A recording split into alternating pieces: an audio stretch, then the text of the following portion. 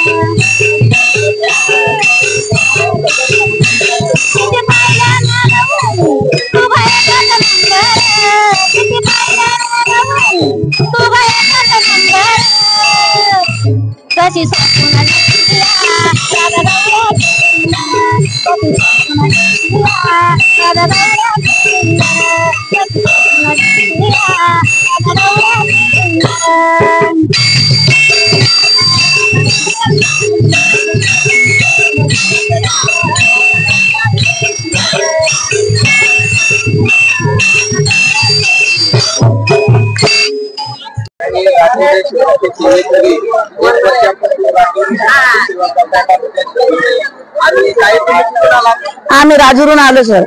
आणि राजूर शहराची सेवा किती वर्षापासून? 1 वर्षापासून राजूर शहराची निःशुल्क सेवा करतो आम्ही। आणि दर महिन्याला दर चतुर्थीला म्हणजे आम्ही 50-60 महिला इथली आपली मंदिर परिसरातली पूर्ण स्वच्छता करतो। दर महिन्याला येतो आम्ही पुन्हा। किती सेवेकरी या ठिकाणी आले? 50-60 जवळ आता। आजच्या अंगारकी चतुर्थी तसं आम्ही दर चतुर्थीलाच असतो, पण आज अंगारकी चतुर्थीला पण गणपती महिन्यातून 1 दिवस आम्ही निःशुल्क सेवा करतो। काय बोलायचं?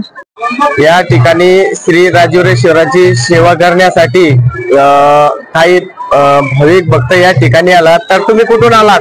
आम्ही चांदाई ठोंबरी या गावाहून आलेलो आहोत अच्छा। आणि श्री राजुरेश्वराची तुम्ही किती वर्षापासून इथं म्हणजे सेवा करतायत? आम्ही 2016 पासून सनी आमच्या गावातून एक श्रीचे सेवेकरी म्हणून सुरुवातीला 21 जण, नंतर 51 जण आम्ही सरी झालो होतो। तर हळूहळू बघता बघता आमच्या बाजूच्या गावचं चांदाई टेपली, चांदाई ठोंबरी, चांदाई एक्को, राजूर परिसरातून जवळपास पुरुषांचे 21 गट असे इथे झालेले होते। आणि आता महिलांचे जवळपास 100 महिला सेवेकरी 11 गट तयार झालेले आहेत। तर प्रत्येक गटामध्ये जवळपास 21-51 अशा महिला सेवेसाठी इथं यायला सुरुवात झालेल्या आहेत। आणि दर चतुर्थीला असतात की अंगारकी चतुर्थीला येतात? नाही, दर चतुर्थीला असतात। अंगारकी चतुर्थीला पूर्णच बोलावलं जातात, पण दर चतुर्थीला सेवेकरी जितके झालेले आहेत तर त्यांना टप्पे पाडून देण्यात आलेले आहेत। तुम्ही राजुरेश्वराची निःशुल्क मध्ये सेवा करताय का? हो, आम्ही सर्व सेवेकरी फक्त एक प्रांजळ मनानं आणि निःशुल्क अशी सेवा आम्ही राजुरेश्वराची करतो। राजुरेश्वराच्या दर्शनासाठी अंतरवाली सराटीहून पायी चालत आम्ही राजूर पर्यंत आलेलो आहे। आम्ही पुरे 12 जण आलो होतो। आता आम्ही इथे येऊन दर्शन वगैरे केलंय आणि आम्हाला देवाची चांगली ओढ आहे, भावना आहे। आमचे पूर्ण कामं चांगले होतात।